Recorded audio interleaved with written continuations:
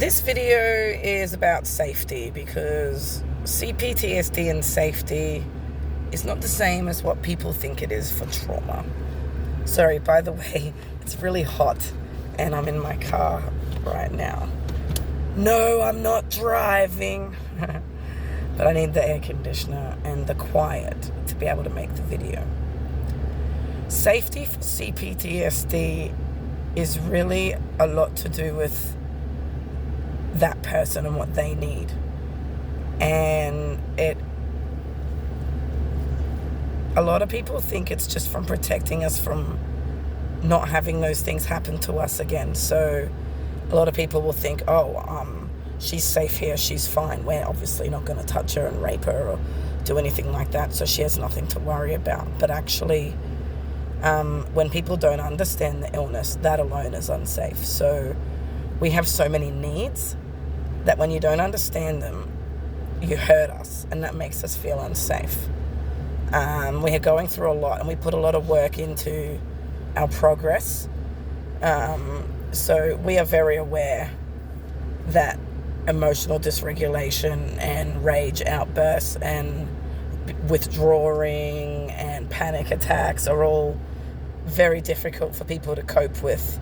And if I'm honest, it's very embarrassing and humiliating to be a full-grown adult and to get brought to that state. But because it's unknown and people don't know what we're going through, we don't get the same respect that people on the spectrum get. When they're emotionally dysregulated, people do everything to calm their sensory and make them feel safe. And that's exactly what people with trauma need. And it's exactly why a lot of people with this disorder do get diagnosed or misdiagnosed as having autism. Safety can be not being judged out in community. Safety can mean not being judged within the system, going to get help from police and not getting triggered, going to the doctor and not being accused of being a drug addict or told that things are in your head. That's safety for trauma. Being believed, being understood, being seen. That's one part of it. But another part is our nervous system is so fried that we avoid situations that hurt us.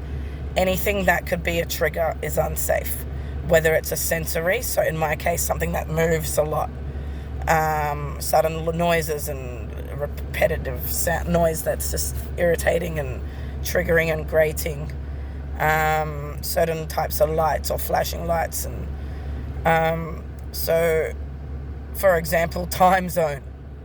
That's the unsafest place for someone with my nervous system, because you know that at any moment something's going to happen to bring you to your knees. You can't go there. It's not safe for you. But to the average person, it's a fun place with kids playing. What could possibly be unsafe for you there? And that's what I'm talking about. So the lack of awareness causes us to go into situations that aren't safe for our disorder. We come undone. We have an episode, and that puts us in a situation where days, weeks, months, years of work that we have done to progress on our health journey, on our healing journey, to not be having these episodes. It can all come undone so quickly and easily just through the ignorance and lack of awareness of being in the wrong environment. And that's what's unsafe, because when that happens, you literally have to start again. You don't just go, oh, well.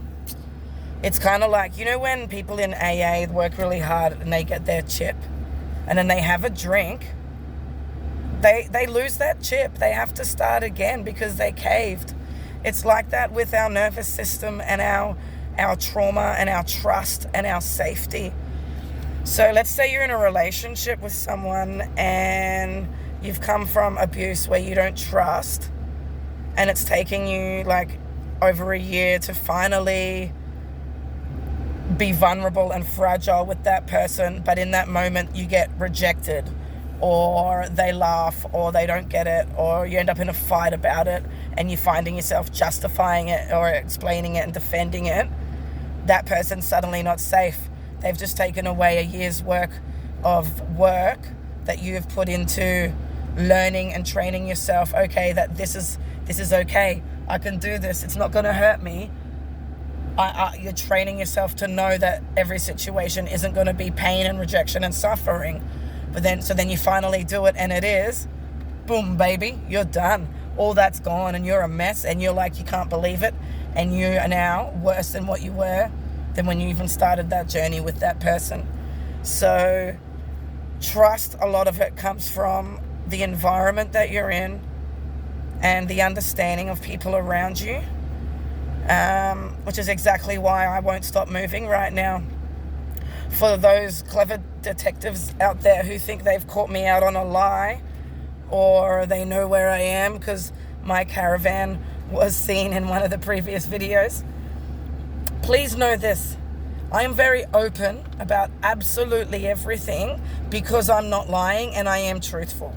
The only things I cover are certain people's details or private information or things that are irrelevant because it's personal and it's out of respect or it's a safety matter.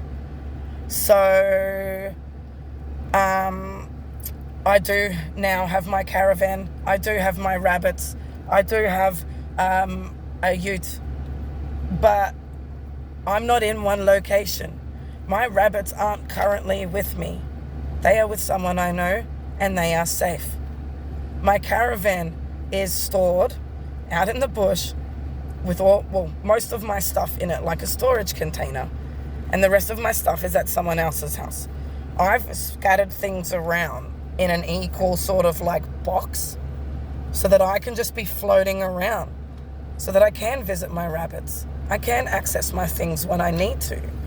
But I don't feel safe to stay in one place while I know there are people who, A, want to hurt me and punish me for exposing evidence. B, people who want to hurt me and punish me for jumping up and down, causing a scene, showing our people that we don't have rights and that there's corruption out there and that things aren't right in our system, and that I'm angry and carrying on. But there are also people out there who genuinely care or want to help, but are so ignorant and lack awareness, they don't realize that when they come at me and try to help, they make it worse.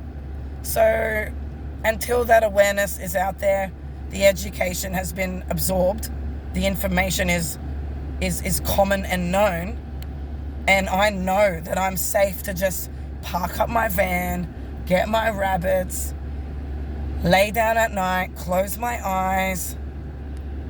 This is how it's going to be. It's going to be me out in the bush, floating around, going to different beaches, parks, forests, and every now and then popping out into civilization when I need to, until I know that I'm safe and that this country is doing what it can to help people like me. Because as you can see and hear in my videos, I've got nothing left to lose. I'm on my way out, and I will do whatever it takes to make sure people like me get the help that they need and deserve before I go.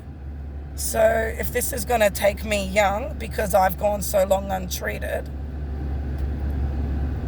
I'm going to make sure that it ends with me, because it is a disorder that has solutions and cures and fixes out there.